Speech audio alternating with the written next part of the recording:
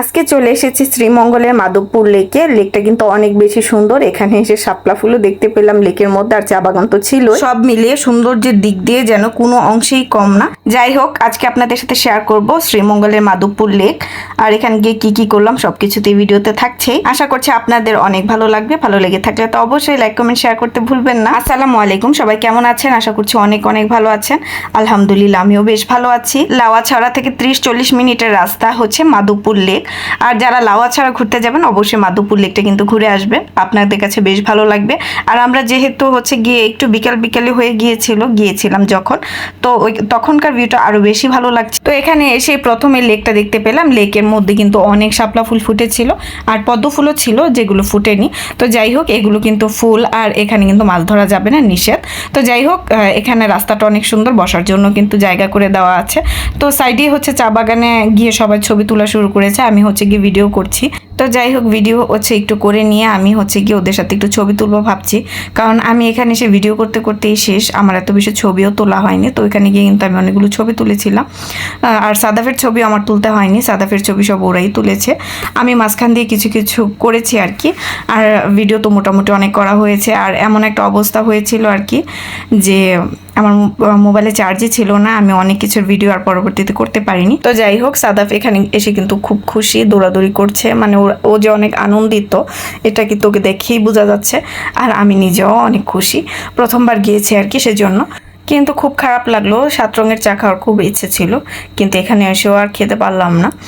তো মনকে হচ্ছে গিয়ে একটু বোঝাচ্ছিলাম, আসলে 7 রঙের চার অনেক রিভিউ দেখেছি যে এটা হচ্ছে গিয়ে একদমই ভালো না 7 রঙের চা খেতে। তো ভাবলাম যে থাক, এটা তো খেতে ভালোই না, থাক, খাইনি, কোনো সমস্যা নেই, পরবর্তীতে গেলে আবার ট্রাই করব। তো যাই হোক, আমিও এখানে হচ্ছে গিয়ে একটু ভিডিও করে নিলাম, এভাবে আমি অনেকগুলো ছবিও তুলেছি। তো এখন হচ্ছে গিয়ে আমরা ওইখান থেকে ছবি তোলা শেষ করে এর সাইড দিয়ে একটা খুব সুন্দর রাস্তা আছে, ওই দিক দিয়ে হাঁটছিলাম। আসলে ওই দিক দিয়ে হাঁটতে বেশ ভালোই লাগছিল। আর এই সময় যেহেতু রোদটা একদম পড়ে গেছে, ঠান্ডা লাগছিল, বাতাসও লাগছিল, বেশ ভালো লাগছিল। আর এই জায়গাটা অনেক সুন্দর লাগছিল, সেই জন্য আমি বেশি বেশি করে এই জায়গা ভিডিও করে নিয়ে এসেছি। আর লাওয়াছড়াতে যেহেতু অনেক হাঁটাহাঁটি হয়েছিল, আমি আসলে অনেক ক্লান্ত হয়ে গিয়েছিলাম। সবার দেখা গেছে সবাই চলে যাচ্ছে, আমি শেষে পড়ে আছি আর কি, আমি হাঁটতেই পারছিলাম না, আমার এই অবস্থা। দেখা যাচ্ছে যেখানে আমি একটু বসার জায়গা পাচ্ছি ওইখানেই বসে যাচ্ছি। আমাদের 2-3 দিনের জন্য যাওয়া উচিত ছিল, যেন আমরা আশেপাশে সব জায়গায় ঘুরে আসতে পারি, তাহলে হয়তো এত ক্লান্তও লাগতো না, ঘুরতেও বেশ ভালো লাগতো। যাই হোক, পরবর্তীতে যখন যাব তখন ওরকমভাবেই যাব, যেন এখানে থেকে আশেপাশে সব জায়গায় ঘুরে আসতে পারি। আর লেকের সাইড দিয়ে অনেক গাছ ছিল, যেগুলো না খুব সুন্দর করে লেকের উপরে পড়ে আছে, যেগুলো মনে হচ্ছিল এখানে ছবি তুললে বা ভিডিও করলে বেশ ভালো লাগবে। তো আমি আবার একটু ভিডিও করে নিয়েছিলাম, সাথে ছবি তো আছে এখানকার অনেক। এই মুহূর্তে হচ্ছে গিয়ে আমরা লেকের উপরের সাইডের যে চা বাগানগুলো আছে ওইখানে উঠে গিয়েছিলাম আর কি।